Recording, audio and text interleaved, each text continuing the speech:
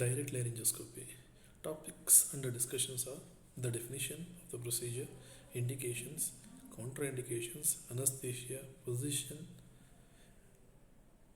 the procedure itself, post-operative care and complications. Definition. This procedure, the larynx is visualized directly with the help of a rigid direct laryngoscope. So the diagnostic indications are for proper visualizations of the various lesions in the larynx, for taking a smear or biopsy from lesion of the laryngopharynx, for finding out the nature and extent of the growth of the larynx, for finding out the nature and extent of the growth of the larynx, for assessment of laryngeal trauma as a part of panendoscopy in hidden primaries and cervical lymph node metastasis, in vocal cord paralysis to see the position of the vocal cords when direct laryngoscopy is not possible as in children. The therapeutic indications are removal of foreign bodies, removal of benign lesions such as nodules, cyst, polypi or stripping of the vocal cords, insertion of laryngeal stents, Teflon paste injections in the vocal cord due to palsies, dilatations of subglottic stenosis, for endotracheal intubations as a part of bronchoscopic procedures. The contraindications of the procedures are diseases of the cervical spine like caries or fracture or dislocation or fear of quadriplegia, severe trismus, stridor or spasm of the larynx, moderate or marked dyspnea unless the airway has been provided by tracheostomy. General contraindications such as hypertension, heart diseases and diabetes. Instruments used are laryngoscope. This is thus in picture is anesthesia Macintosh laryngoscope. Okay. The procedure can be done under general anesthesia or local anesthesia. After testing for xylocaine sensitivity, the oral cavity and the pharynx are anesthetized by local spraying with 4% xylocaine, and then local anesthesia is supplemented by sedation with pethidine or diazepam. General anesthesia is preferred. This procedure provides relaxation and control over the airways. Patient lies supine. Head is elevated by 10 to 15 centimeters by placing a pillow under the occiput or by raising the head flap of the operation table. Neck is flexed on the thorax and head extended on the atlanto-occipital joint, as it is being done over here.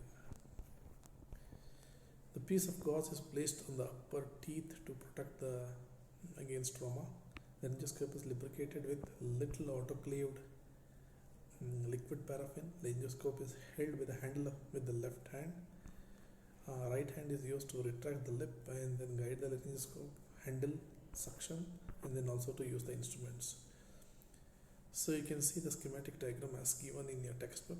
The laryngoscope is introduced by one side of the tongue, which is pushed to the opposite side till posterior third is reached.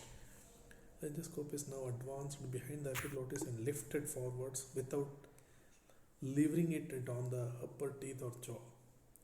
This gives good view of the interior of the larynx. If anterior laryngoscope is being used, its tip can be advanced further between the ventricular bands to examine the ventricles and the anterior commissure. It can also be passed between the vocal cords to examine the glottic region. Structures seen are base of the tongue, right and the left valleculae, epiglottis, right and the left piriform fossa, epiglottic folds on both the sides, arytenoids, postcricoid regions, both the false vocal cords, anterior and posterior commissures, right and left ventricles, right and left vocal cords. Subglottic stenosis. The laryngeal anatomy is vocal cord, epiglottis. You can see the glottis chink also, arytenoid, cartilages, Macintosh blades inserted into the valleculae. Post-operative care. The patient is kept in the coma position after he nearly recovers from anesthesia to prevent the aspiration of blood or secretions into the airway. The patient respiration should be watched for any laryngeal spasm and cyanosis. Bleeding can occur from the operative sites. Patient may spit blood. Care should be taken to prevent aspiration. Complications: injury to the lips and the tongue.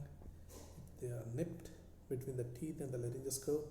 Injury to the teeth, they can be dislodged and fall into the larynx and the pharynx. To the pharynx, which needs an emergency procedure to remove it out. Bleeding, laryngeal edema, anesthesia complications like respiratory and cardiac arrest due to vagal stimulation may take place.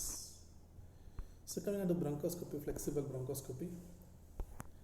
Bronchoscopy is a procedure used in endoscopy examination of the tracheobronchial tree, tracheobronchial foreign bodies, for taking a biopsy from the suspected lesion, the tracheobronchial tree, for cases of sputum cytology for TB or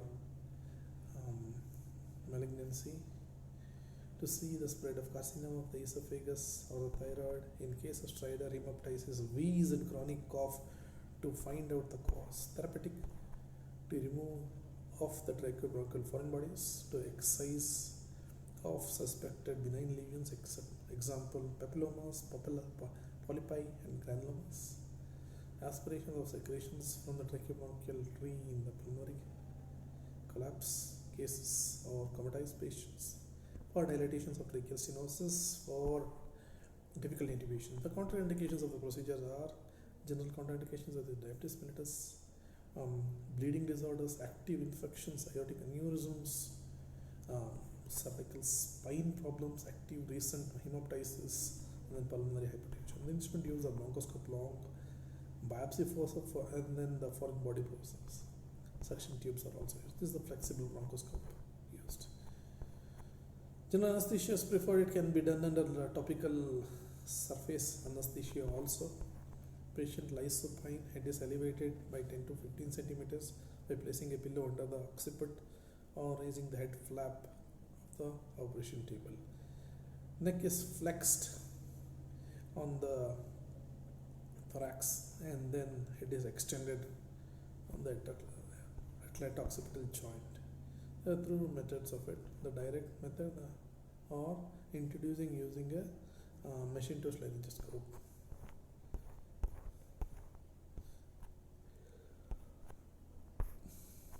You can see the procedure being done. The patient lying in the supine position with shoulder back below the shoulder, and the neck is completely extended, and then pressure is given at the laryngeal prominence for visualization of the vocal cords. Keep the patient in a humid atmosphere. Watch for respiratory distress. Complications are cardiac arrhythmias, vasovagal attacks, hyper or hypotension, cardiorespiratory arrest, damage to the lips, teeth, tongues, and vocal cords. Madam, ಇಲ್ಲ ಇದು record ಮಾಡ್ತಾ ಇದ್ದಾರೆ.